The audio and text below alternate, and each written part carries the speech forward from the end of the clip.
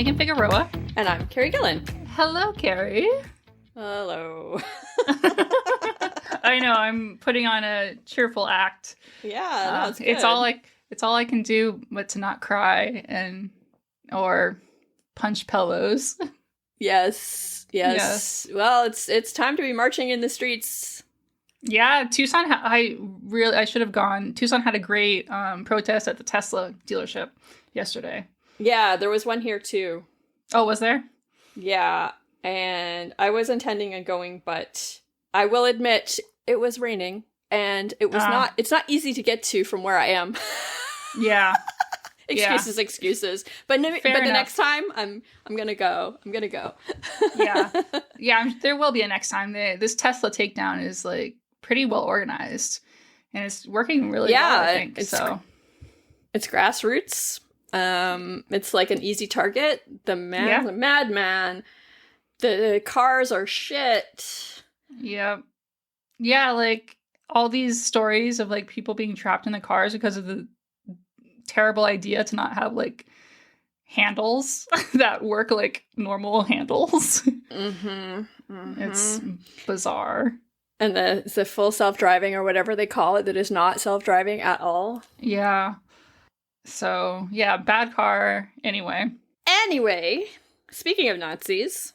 Yep, speaking of, we now have an official language of the United States. English was decreed to be the official language of the U.S. At the beginning of this month by an executive order. Of course, an executive order. I don't even know if that's how it would be done anyway, but this is how he does things. I think they've tried to do it through Congress before, but it hasn't worked. That would be the more normal way to do things, but you can, for whatever reason, the United States has set things up such that the president can put out executive orders. They don't always stand, but it is a mechanism that can be used. So in the order, they state, a nationally designated language is at the core of a unified and cohesive society, and the United States is strengthened by a citizenry that can freely exchange ideas in one shared language.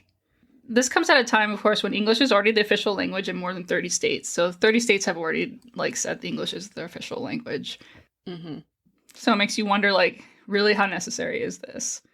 Yeah, the reason why countries tend to have, official languages is as a way of promoting some kind of identity, right? So Canada has 2 official languages, so we want to be known as a bilingual country. We want to also protect French because it was under threat at the time in the 60s for sure. There are maybe slightly less nefarious reasons to do something. It just feels like this is extremely nefarious. Extremely nefarious coming from this administration, from this president. Yeah. Especially since there's all these mass deportations and there are other things that are happening in the States right now that are clearly showing their true colors when it comes to this kind of stuff. They say they want to be united, but no, they don't. No, they don't. Or they want to be united against everybody else. All us NPCs. Yes. By the way, that is something that really irritates me. That's how they're treating everybody, right? They see us as worms, as NPCs, so we don't count. Yeah. Meanwhile, they're interchangeable fascist cogs. Anyway. There's a lot of people that are arguing that, this is not good because this goes against what the founding fathers wanted, which would be true. Yes, and we can talk about how the LSA responded.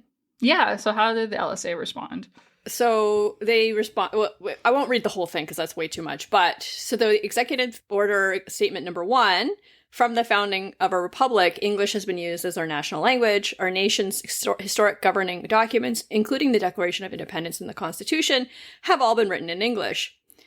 So the reply from the LSA is the United States has always been a multilingual country, and this gives it strength. Yes, it's so important that it's always something that I've thought of as a strength of the United States. Thought it was neat that we didn't have an official language when so many other countries do. Yeah, it definitely is a difference. And there are ways of handling multilingualism where you still have official languages, but because there's just so many, it would be hard to make them all official. So Like, for example, Alaska does have official languages, and many of them are indigenous. So, Yeah, so like some of the individual states have right official languages. I'm thinking of like Texas or something. I wonder if they probably have an official language, and I wonder if it's just English when you would think it'd be like Spanish as well. But of course not. let's see. No, Texas does not have an official language, which is interesting. Oh, that is interesting. I wonder if they'll follow suit or if it's just, not worth it anymore since there's a federal level official language. Well, yeah, at this point it doesn't matter, right? Like Yeah.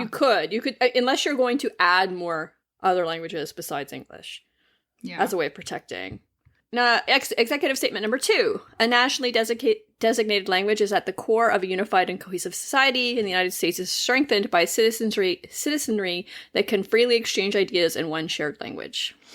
Reply from LSA, citizens of the US and of all democracies inevitably have different linguistic ways of navigating their lives, and enforced monolingualism never achieves national unity. It never does. Monolingualism is not good, No, you think about a baby brain, and if you just give it one language, you're like underutilizing the baby brain. It's true. All right, executive statement number 3. Speaking English not only opens doors economically, but it helps newcomers engage in their communities, participate in national traditions, and give back to our society. The reply, quote, official English policies do not improve economic prospects for those who arrive in the U.S. speaking another language, nor do they improve communication for those who live in multilingual communities. No, it does nothing. No, exactly. Like, does this executive order come with a bunch of money for classes and ESL classes and supports? Nope. Jobs? Nope. Like, all they're doing is trying to destroy all the jobs. Yep. On purpose, because they really honestly think that AI is ready to take over most jobs, so they're just like, okay. Is that what it is? You think that they think AI can take over? I believe so. These people are like cooked. Their brains are cooked. They really do think that AI is way better than it actually is. Like, do LLMs create natural sounding language now? Absolutely. Do they do a good job? Mostly, yes. Is it actually making, like, do they actually make sense? Do they understand what they're doing? No! They can't do a job. They can't actually do all the writing for us because they don't know what they're doing. Nope. Because they're not thinking. Yeah, they're not thinking. That's a big point, yeah. But the people in Silicon Valley, their brains are so cooked, they think that they are thinking. And so they think, oh, all the office jobs are going to go away. Therefore, there's going to be a revolution. Therefore, we better take over power now. That's what I think, anyways. I read this somewhere, and I was like, this resonates with me, because this doesn't make sense. Why Silicon Valley just, like, completely in lockstep, almost completely in lockstep. We're like, yep. Yeah. You're right. They were all at his inauguration, the big titans of Silicon Valley. Sure were. Yep, in the front row, no less. Ugh, so gross. All right. Executive order statement number 4. Establishing English as the official language will not only streamline communication, but also reinforce shared national values and create a more cohesive and efficient society. Reply. Supporting and promoting multilingualism makes a nation stronger, not weaker. Agreed. Simple, but it's true. Yes. It's absolutely true. Making a language official has nothing to do with streamlining communication. Like, zero. According to this NPR article that I'm reading, 1 in 10 people in the United States speak a language other than English, which is triple the amount compared to 1980. Oh, interesting. Yeah. So it continues to grow. Only 10% seems small. I thought it'd be more than that. It does seem small. This is according to 2022 data from the U.S. Census. But the census didn't ask what language. It does. I took that census. There was no question on language. I took that census. I was in that census in 2020. I remember a question on language, on which language was spoken in the home. If there's a language other than English, yeah. Really? Yeah. I did not get that question. I was shocked. I was like, why is there no language question? I went to the link about the census, and it says nearly 68 million people speak a language other than English at home in 2019. In 2019. Oh, that was before the census. They ask about the year before, I guess. Yeah. Well, anyway, that's a lot of people. No, yeah, for sure. It's still a lot of people. I'm just surprised that it was that few. I thought it'd be more. That makes me wonder. Well, actually, I can find out what the situation is in Canada. I would have thought it'd be more than 10%. Well, especially there's 2 languages, so it'd have to be right. 30% of the population of Canada speaks a non-official language. Oh, so that's even not French. That's amazing. Yeah. But we actively discourage multilingualism here. As you That can is see true. now by our That is official absolutely language true. decree. Yeah. Well, yeah, in some ways, the official language decree is like it was already functionally kind of there. You know what I mean? Oh, yeah. Like the pressure was already there. This was just kind of making it slightly more concrete. Yep. Exactly right. Because Canada has official languages, and yet we have more multilingualism. So Yep. I bet you'll see that a lot of places where there's official languages, but there's more multilingualism. yeah, yes, because especially if you have more than one official language, it kind of opens the door a bit, I guess. It does, yeah. But yeah, I also feel like it was starting to shift until I think recently, but it was feeling like Canada was becoming more anti-immigrant because of the housing crisis and like all these things. But if I will say one thing that Trump has done good for Canada, it has brought us all together. Yeah. We have a common Making you very enemy. patriotic. Yeah. We have a common enemy. It is amazing. Like, even the Quebecois are singing "Oh Canada" at games now. Like, that you do not understand how shocking that is. Shocking. Like, Wow. Quebecois are like, "Je suis Canadian." What? What is happening? Anyway. You're welcome? Yeah, I guess. Wow. I would obviously rather not have a threat of war. Like, we're already in a trade war. Oh, yeah. Like, literal war.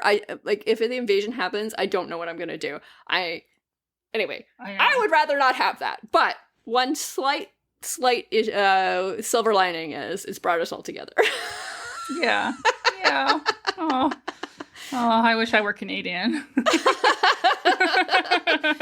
Well, Canada might be soaking up some, it's definitely, like, BC at least is definitely actively seeking out American nurses and doctors. Because we have a shortage, and we're like, hey, this might be a good time to get some, poach some. It would be, yeah. Yeah, it's a really good time.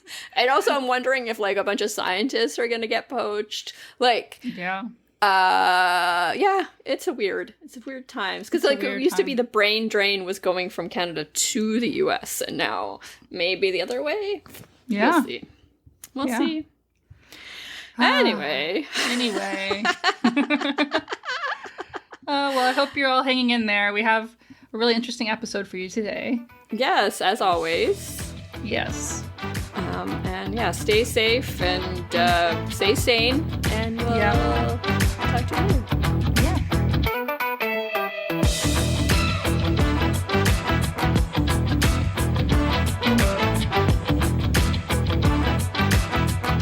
Today, we're very excited to have Dr. Gerald Roach, who is a lecturer in the Department of Languages and Cultures at La Trobe University in Melbourne, Australia. His work focuses on power, the state, colonialism, and racism, and he is the author of The Politics of Language Oppression in Tibet, which is why we have him on today. So welcome. Welcome. Yeah, thank you. It's really lovely to be speaking to you both. I've been listening to your podcast for ages, so it's like cool to be here. Aw, that's yes, awesome. we're so happy to have you. Yes. So we always ask, the first question is always around, why did you want to write this book and why now? Yeah, so it's kind of like a difficult question because in some ways I sort of didn't want to write this book. It's maybe important to get across that before the why now part, I guess. So the reason why I didn't want to write this book, it has to do with the reasons why I was in the place that I wrote about, which was in like the Tibetan part of China. So I lived in China from 2005 to 2013. I went there as a teacher and I was teaching English, but I was also teaching anthropology. And like the anthropology that I was teaching was basically teaching anthropology to Tibetans so that they could represent themselves anthropologically. right? So it was coming, like I trained as an anthropologist, not a linguist, and I trained as an anthropologist at this time where there was a lot of anxiety in the discipline about representation, right? They kind of like had unearthed all these diaries of early 20th century anthropologists and found out that they were deeply racist, and everyone was shocked. And then we had to have these soul-searching moments about what it means to represent other people. And so there was kind of like two responses to that. Well, let's say three, actually. So one response was that, well, anthropologists should just study ourselves, our own cultures, so we turn the gaze inwards. Second response was to develop kind of approaches that made our positionality explicit. So like, I'm Australian, I'm a man, I'm an English speaker, I'm a cis man, etc. And the third approach was like to expand the circle of who could be an anthropologist so that the people that anthropologists were typically representing would come to represent themselves. And that's the kind of like the tradition that like the solution to that problem of representation that I was participating in. So I went to China to work with Tibetans to develop a kind of like anthropological culture there amongst Tibetans so they could write about themselves. And so like people that I trained sort of 15, 20 years ago have gone on to become anthropologists and publish their own works, and they're teaching in universities in the US and in China and so on.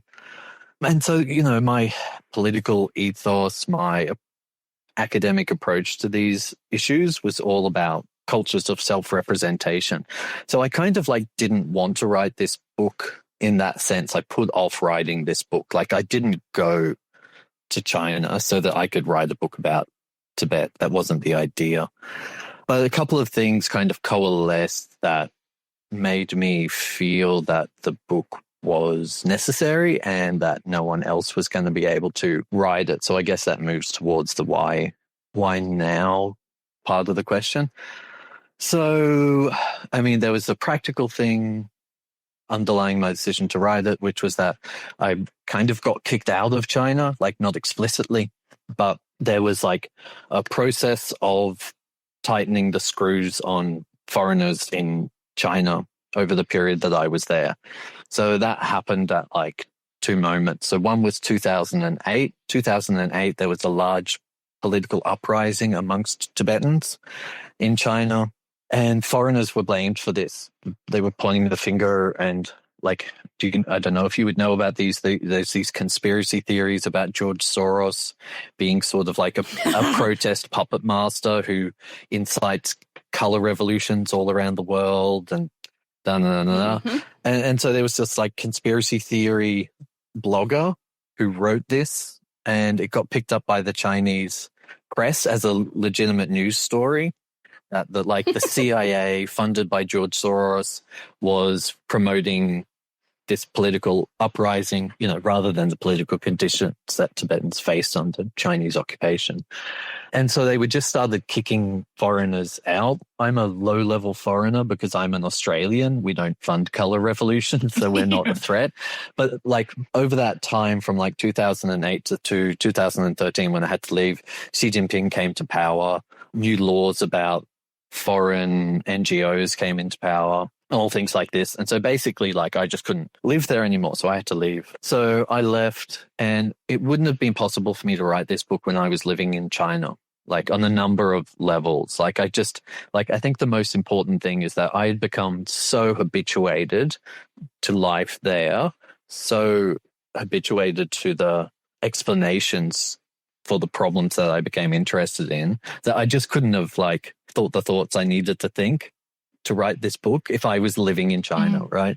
But also like politically, it just wouldn't have been possible for me to do it in China. It wouldn't have been possible for me to sort of like, you know, a lot of discussion went into this book. I had to talk through things with a lot of people in different contexts, and to do that sort of publicly in social media, in public presentations, in writing op-eds and things like this, to like figure out how to land the ideas, to get feedback from different audiences and so on, right? So it's a kind of like deliberative process to work through the issues that I became interested in.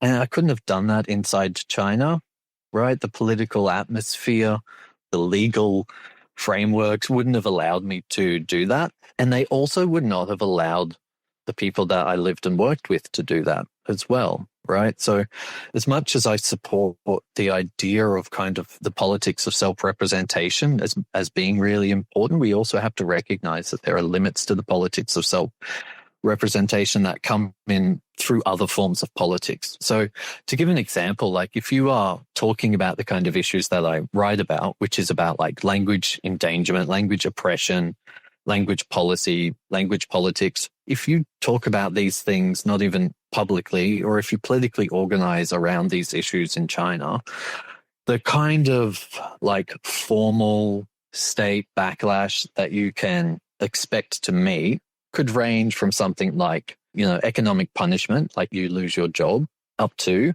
you are tortured to death in prison, right? Which happened just recently. So at the end of last year, there was a Tibetan man called Gompo Namgyal. He'd been arrested in May for doing language activism in the province that I used to live in, Qinghai province. And he was released from prison because his health condition had deteriorated so badly. And he died 3 days later. And at his funeral, they found marks on his body that suggest that the reason for his deteriorating health was the torture that he had suffered in prison. So, yes, within that kind of political circumstance, there are profound limits on self-representation. It's not to say that we are able to talk that like we actually have freedom of speech in the countries that we live in, but we face a different set of controlling mechanisms, right? Different restrictions on who can say what and how much they're believed and so on. But so in China, there's just these profound limits on what people can say about their own political lives and their own linguistic circumstances. And I just kind of got to the point where it became clear that those limits were never going to be transcended within my life. I just don't think that's going to change. And it particularly relates to the specific issue that I'm interested in, which is a subset of languages in Tibet. So just like very briefly, Tibetan is a minority language in China, but amongst Tibetans, there are also minority languages. And those minority languages are not part of the popular discourse in journalism or activism. They're not part of academic discourses beyond a very restricted conversation. And it just like became clear that no one was going to say anything about those languages. No one was going to attend to that predicament. And the plight that those communities are facing after 50 plus years of Chinese occupation and after like 20 years of very intense assimilatory policies, the predicament that those communities are facing in regard to maintaining their languages has just become drastic. It's timely. This needs to be talked about now. The people in those communities don't have the conditions that enable them to speak about it themselves. So that's why this book and why now, I guess. Makes sense. Yeah, it makes a lot of sense. And I appreciate your discussion of self-representation. It's something that I wouldn't have thought about around this issue, but of course, it makes sense to me now. As you started talking about it at first, like, oh, self-representation, I was like, I know this is important, but China? And then you brought it back around. I was like, yeah. Yeah, I mean, there are some things that people in China can say, but there are many, many things that they can't say. Exactly, yeah. So the big question is, what is language oppression? Yes, language oppression is not a term that I came up with, but it's a term that I found useful in trying to think through the problems of language in Tibet. So the term, as I use it, or as I came across it, was developed by Alice Taff and her colleagues in a book chapter that they wrote. I think it's the Oxford Handbook of Language Endangerment. And they have a chapter in that book which is about Indigenous languages and well-being. And so I kind of started off working through these problems through a endangered languages framework, because I was in China not only as a teacher, but also doing community work, like helping communities document and revitalize their languages. And when you're looking for a toolkit to use and you live in a sort of politically repressive context, the UNESCO framework on language vitality is handy. There's a lot of kind of like depoliticized tools that you can use from endangerment linguistics in those kind of contexts. So I was using those tools, but then when I wanted to try and understand the problem that was driving the loss of those minority languages in Tibet, it's like the language endangerment framework doesn't have a compelling explanatory mechanism embedded in it for me. Whereas language oppression, the way that it's talked about, does, because they start out the chapter just saying that, like, this is a political problem. Problem is not language endangerment. The problem is language oppression.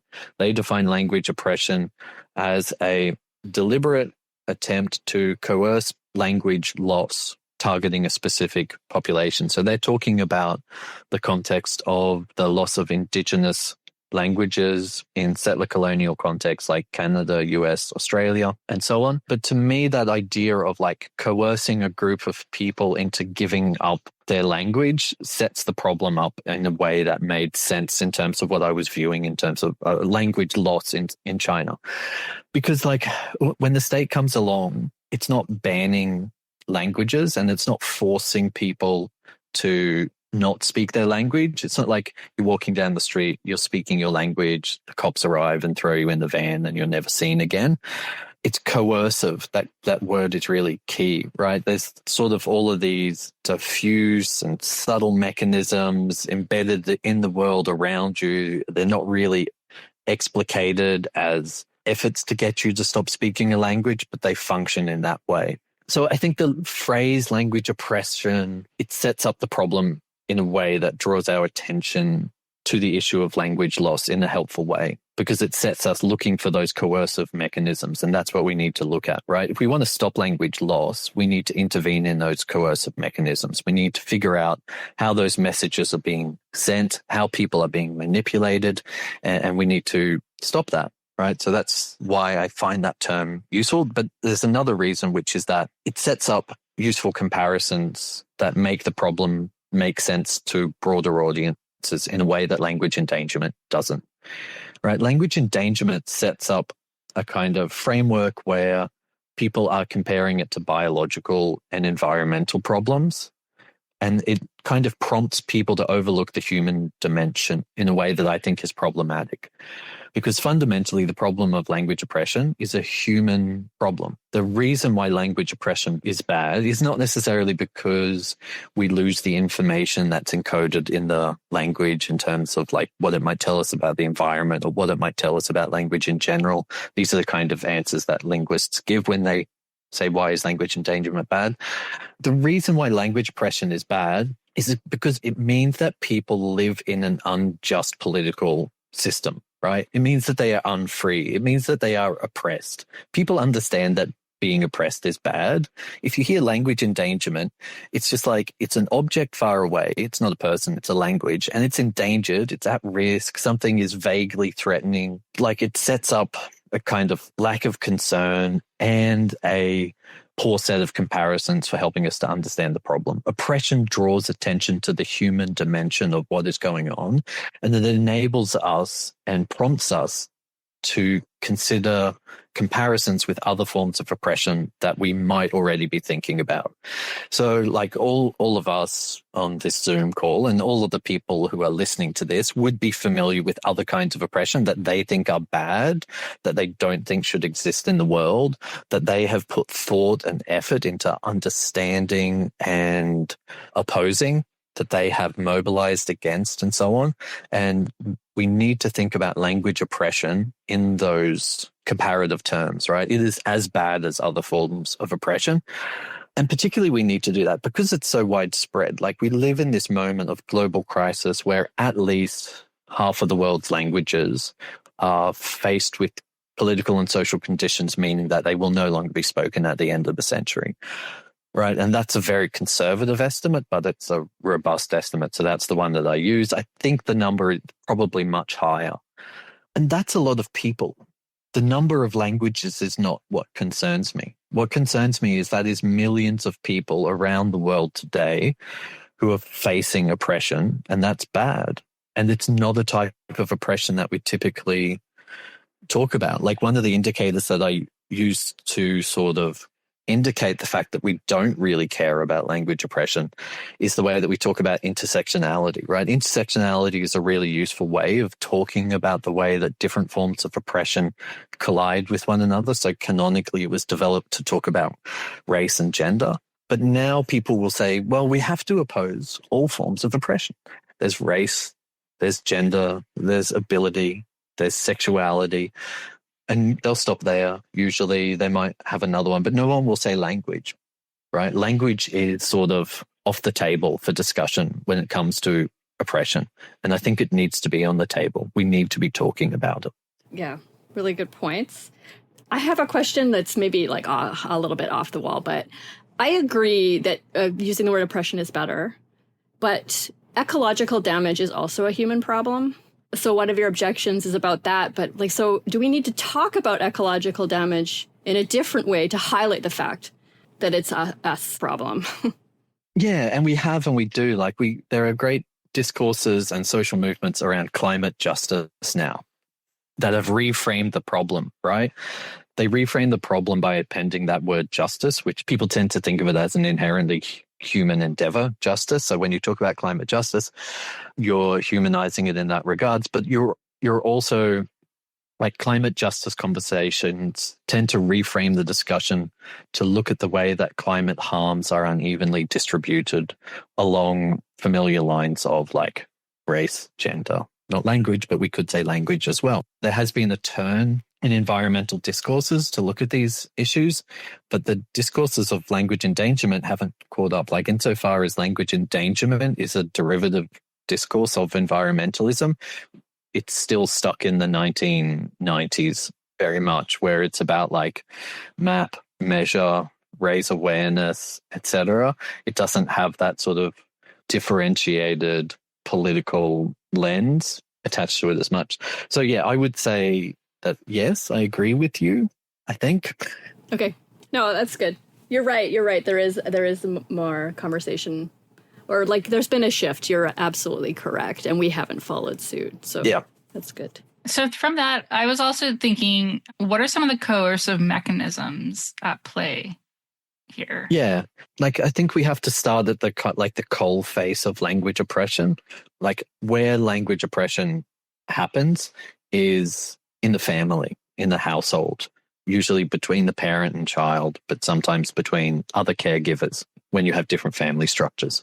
But so language oppression happens when a decision is made to withhold a particular language from the child. So in the context where I was working and where I wrote about this, there was 3 relevant languages. There's Mandarin Chinese, which is the state language, which is compulsory for everyone to learn. There is the local variety of the Tibetan language, which is spoken by all Tibetan people and increasingly so, as I'll explain. And then there's a language called Manigacha. Manigacha means our language, because languages don't really have names, right? That's a thing that comes in later. That's usually imposed by the state.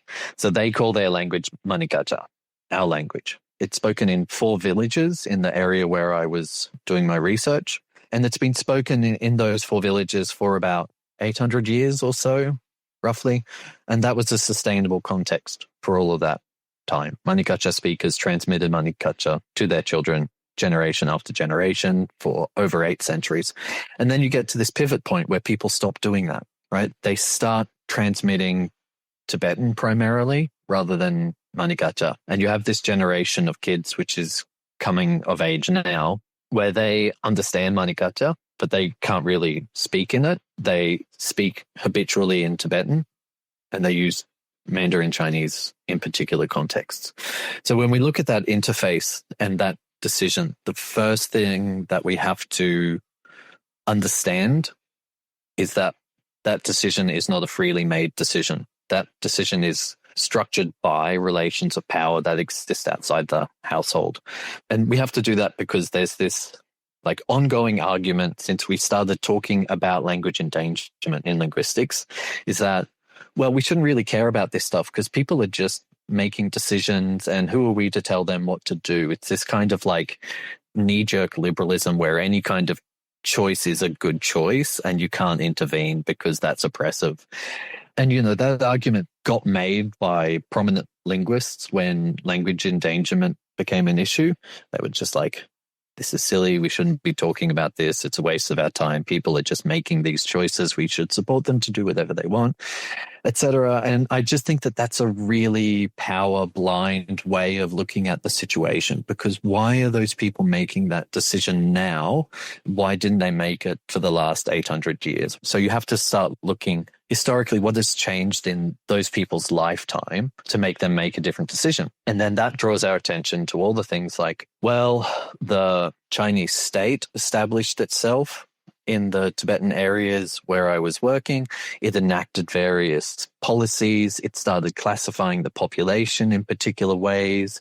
It built institutions. It invested in those institutions. It guided people's behavior through economic benefits and penalties and things like this. And so we start sort of like tracing the lines of power that have shaped that decision out of the household through time, backwards in history, and through space out into the realm of the nation state. And I also trace them like all around the world, because there's an important global dimension when we talk about the Tibetan situation. But, you know, the key thing is to just try and figure out how that choice to not transmit a language is unfree. What made that choice unfree, right? That's really the key question. Like when I was interviewing people for this book and I talked to them, there are these kind of like sociolinguistic domain analysis interviews where it's like, what language do you use at school? What language do you use when you speak to the government? What language do you use when you speak to your neighbor, et cetera, et cetera? And you're trying to figure out why people use particular languages in particular contexts. And when I was doing these interviews, and people would always just answer the question with one of the two kind of like state-sponsored languages in the region, where it's like, what language do you speak in school? Oh, we speak Tibetan or we speak Chinese. And then you say, what language would you like people to use in school? Well, we would like them to use Tibetan or Chinese because it's important for getting a job. Well, would you like them to use Manikacha at school? Yeah, of course, that would be great. But like that doesn't exist. That's not an option. We can't actually choose that. It wouldn't benefit them in any other way. So you start figuring out that people are using this kind of like benefit calculus when they're making decisions about what language to use and which language to transmit. And they are making choices that are highly restricted. So the thing about these minority languages that are spoken amongst Tibetan people in China is that the Chinese state basically says that they don't exist. There was like, after the Chinese state established itself in Tibet, it started like classifying people, classifying languages, and basically the decision was taking that Tibetans all have one language. It is the Tibetan language. Just like they speak French in France and German in Germany, Tibetans speak Tibetan, and everything else that exists, we're just going to sort of cram into this dialect box, and everything that's in the dialect box, we're just going to pretend it's not there and we're going to wait for it to die, right? And this was a theoretically motivated decision that they made at the time. Like state policy at that time was made on the basis of sort of doctrinaire Marxist Leninism, which had a theory of social evolution built into it, which was developed by American anthropologists, right? So we're all anthropologists are responsible for everything bad. So, you know, there's this idea of social evolution where like there was a tribe and then tribes coalesced to form nations and nations coalesced to form something else. And that was related to stages of language development. And so the idea was that these dialects would all come together to form languages. The language would represent the stage of having attained the national level of development.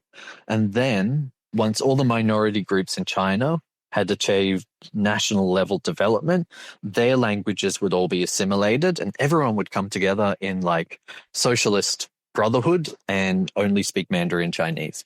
And this is kind of like, that's the turning point of policy that we're at now. Like the Chinese state is no longer Marxist Leninist. It's not communist. That's not a real thing. That's a conservative talking point. The Chinese state is just a nation state like everyone else, and capitalism and so on. So we're at this inflectional point where that trajectory, that plan that was established in the mid-20th century is now turning a corner, where they assume that all of those languages they classified as dialects are now dying. They are, because people are being forced into not transmitting them. the big languages that they established as the kind of like official canonical national languages like Tibetan, like Uyghur, like Mongolian, they are now coming under assault really heavily. So the policy is turning a corner where everyone is going to be only using Mandarin. That's where it's headed. And that's super recent. Like I was living in China at the point where the government formally announced for the first time in history that more than 50% of the population could use Mandarin. So that was 2007. So it's like the phase of sort of assimilatory development of the last 25 years has been the real move fast, break things stage. And that's where it's at now. Yeah. I always felt like that was their goal, like for a long time ago. But it's interesting that they're finally getting there. Or maybe not finally, but they're getting there. It's really terrifying, but also not really all that surprising, unfortunately. Yeah. And I think like it's terrifying because of the scale of the project. Yes. There is no larger state-led linguistic assimilation project on the face of the planet today. That's it. That's not an apology for English or whatever. It's just a statement of fact. Like, you know, you have to give these disclaimers when you're talking on the internet. Because someone will your bases. Someone will, because I will say that China represents the largest state-led assimilation project on the face of the earth, and someone will say like, Gerald thinks everyone should speak English. So you just my God. Those are not even I hate that so much.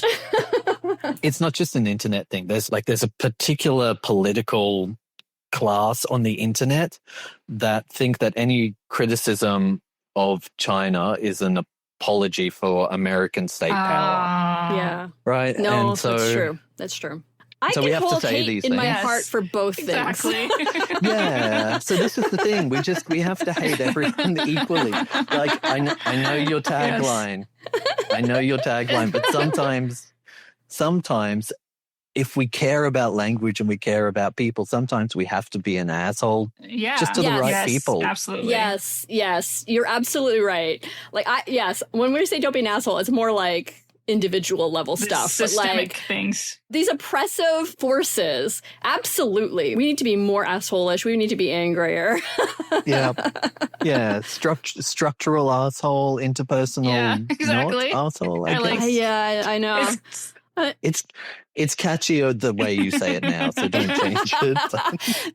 Yeah, I mean, if we're going to change it, we need to find something a little bit pithier. But yeah, no, this is all horrifying and all true. So, why did you want to study language oppression in Tibet specifically? I didn't would be the quickest way to say that. Like, I had no specific designs on Tibet. I kind of like ended up there would be the short, like I won't give you the whole biographic episode, but you know, like in Australia, there's no program where you go to university and learn Tibetan and graduate and go do something. That's not a thing that really exists here. I didn't study Asian studies or China as an undergrad, so it wasn't a well thought out plan. It was kind of life circumstances. But I think that that's important because in terms of the kind of like academic that I tried to be and in terms of the kind of research that I tried to do, I think we should be driven by the problems that we encounter in life, not by conversations that are happening in the discipline. So I know that as an academic, I've suffered because of that, because I'm just not interested in a lot of the big conversations that happen in the disciplines that I'm involved with, because they don't reflect the problems that I've encountered in my life, right? So I've been driven to try and understand the world that I have encountered. Part of that world that I've encountered just happened to be the problem of minority languages in Tibet. And I tried to develop theories that helped me understand that situation. And while I was doing that, I was also thinking about like the broader context of the sort of the specificities of the historical moment we live in, where we're witnessing this global destruction of linguistic diversity. And I wanted to also try and say something about that. So even though the book is about Tibet, it's got Tibet in the title, and there's a lot of ethnographic detail right? Because I'm an anthropologist. So I worked through at that level of like, how does this really look on the ground in people's everyday lives? Working it out and communicating it in that way was really important to me. But hopefully it also provides kind of a foundation, a framework, a way of looking at things that people working anywhere with oppressed languages will find constructive. That's my hope for this book. And I wonder, when you say oppressed languages, is it possible? Because I'm like thinking from our listeners' perspective that some people like me may have been thinking about how they grew up with a parent that withheld the language from them, but the language is a majority language. Like I was withheld Spanish, so that's not in danger. Is it still oppression? Yeah, so that's still oppression, I would say. Like, so language oppression framework, like using a language oppression framework also opens the conversation up to include groups of people that I think should be in solidarity with each other, right? Can be productively in solidarity with one another. So you look at the situation where Spanish was withheld from you, and how free was that decision made on your parents' behalf? Like, I don't know the situation, but I would assume that they were driven by sort of economic conditions that were coercive, by frameworks of racialization that were hierarchical, and all of those things, right? So to me, that's language oppression. And that sort of puts, I'm not a Marxist, but the phrase class consciousness is like, the idea of class consciousness is that people who were being exploited had to work to realize that they were all in the same situation, right? That they're all oppressed by the same people. And it's similar with language oppression, right? That within a given context, different people will be oppressed by the same group of people, and they will share common experiences and they have common interests. The difficult things about language politics is that it often breaks down on communal lines, where it's like, my people, my language, right? Nationalism is the classic framework for this.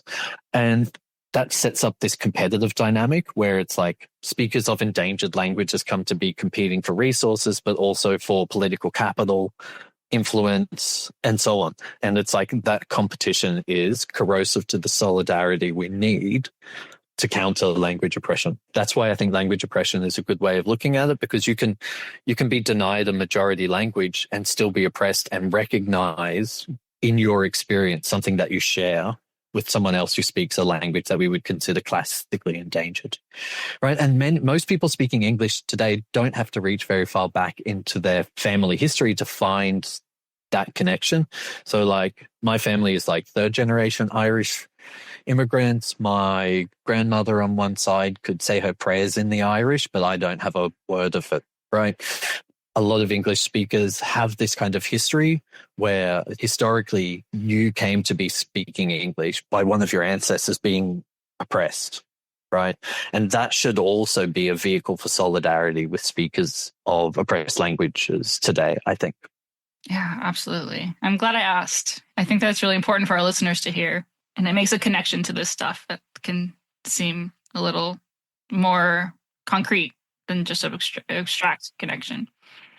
Yeah, and I think recognizing that there's a number of ways that people can recognize that connection, and it's important to try and do that when we're talking about faraway places, right? Like when I write about Tibet, like Tibet has become, it's kind of like a stereotype for a distant and irrelevant place. Like people, like when I was at university in the early 2000s, people would talk about the Tibet effect, where it's like well-meaning progressive people who only care about things on the other side of the world but don't concern themselves with the injustice on their doorstep, right? So Tibet has become a metaphor for kind of something far away and irrelevant. But when we start looking at the structures that drive language oppression, they're structures that we're all embedded in at the same time together, right? It's capitalism, it's the state. We're all stuck in the same mud. So we all have common concern for solidarity. And that realization is, I think, really fundamental to a kind of global social movement that we need to end language oppression. Yeah, I remember when I was younger, like Richard Gere doing something at the Oscars, and people were just like rolling their eyes at him that he would bring up Tibet. And it's like, yeah, why can't he? It's still important. Yes, it is still important. Even if it's far away, even if it's a cliche, even if you're Richard Gere, it's still okay to care about other people's suffering.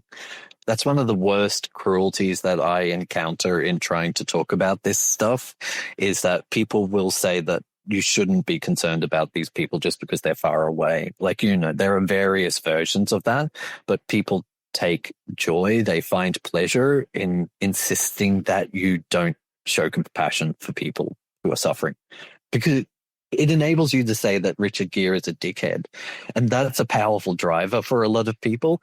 And their desire to say that Richard Gere is a dickhead is stronger than their desire to express solidarity and compassion for people in pain. Right. And so that dynamic always comes into play. Doesn't matter. You can think what you like about Richard Gere. You should still be compassionate. Yes. Who cares who the messenger is? It's still an important message. And also, like, this is before we would have used these terms, but the feeling I would get now in retrospect is, oh, you're just virtue signaling. Yes. I mean, there's an awkward pause in the conversation because that's what that term is designed to do. Exactly. It's a choke point. It's like, we can't talk about this now because I said virtue signaling. Some of the work that I've been doing since the book, I've been looking at the way that there is backlash against Indigenous language revitalization in Australia, which is, you know, it's part of a similar dynamic where you have a colonial situation where a nation state set itself up on other people's lands, coerced language loss, and enforced another language, etc. We have this like fantastic groundswell of revitalizing languages here, and whenever they get used in public, like, racists step up to express their hatred for them. And one of the tropes that they use is that this is just virtue signaling, and it's just a way of expressing your disdain for someone else's experience of justice. It's vice signaling, to use the term. Whatever. Yeah. Yeah. Did we miss anything that you would like to tell our listeners about your book, or anything about language oppression, etc.? Yeah. So, like, to go back to the point I made earlier, like, you have to realize that people in Tibet you are not necessarily disconnected from people in Tibet or anywhere else in the world. And particularly this is true if you're an American.